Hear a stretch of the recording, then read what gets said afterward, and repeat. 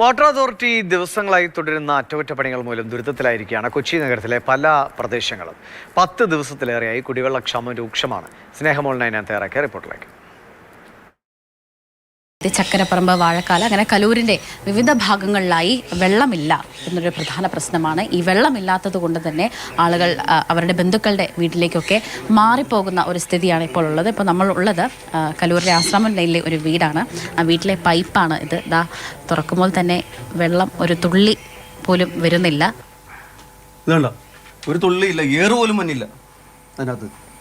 ആ പൈപ്പിൽ അതിൻ്റെ മീറ്ററാണ് ഈ കാണുന്നത്. ഇതാണ്ട, ഇതിനകത്ത് വെള്ളം വന്നിട്ട് എത്ര ദിവസമായി. ടാങ്ക് ഞാൻ കാണിച്ചുതരാം, ടാങ്കും കാണിച്ചുതരാം.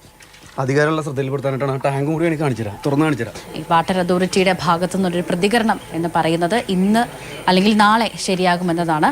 ഇപ്പോൾ ഈ ഒരു ആശ്രമം ലൈനിൽ താമസിക്കുന്ന ആളുകളാണുള്ളത്. നമുക്ക് എല്ലാത്തിലും വെള്ളം വേണമല്ലോ. എങ്ങനെയാണ് നിങ്ങളതൊക്കെ മെയിൻറ്റെയിൻ ചെയ്ത് പോകുന്നത്? വളരെ ബുദ്ധിമുട്ടാണ്.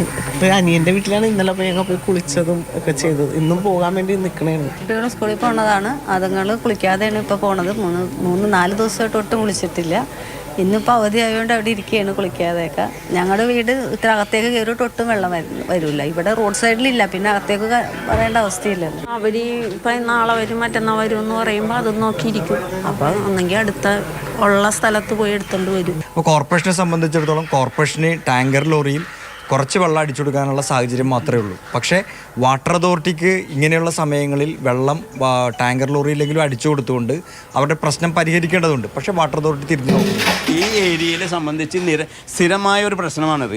ഇത് ചില വീടുകളിൽ ഇത് ഇരിക്കുന്ന 20, 10, 18 ദിവസം വെള്ളം കിട്ടിയിട്ടില്ല. ശാശ്വതമായൊരു പരിഹാരം ഇതിന് വേണമെന്നാണ് ജനങ്ങളുടെ ആവശ്യം. ക്യാമറമാൻ ജോയ്സിയാറിനൊപ്പം സ്നേഹമോൾ നൈനാൻ, മാതൃഭൂമി ന്യൂസ്, കൊച്ചി.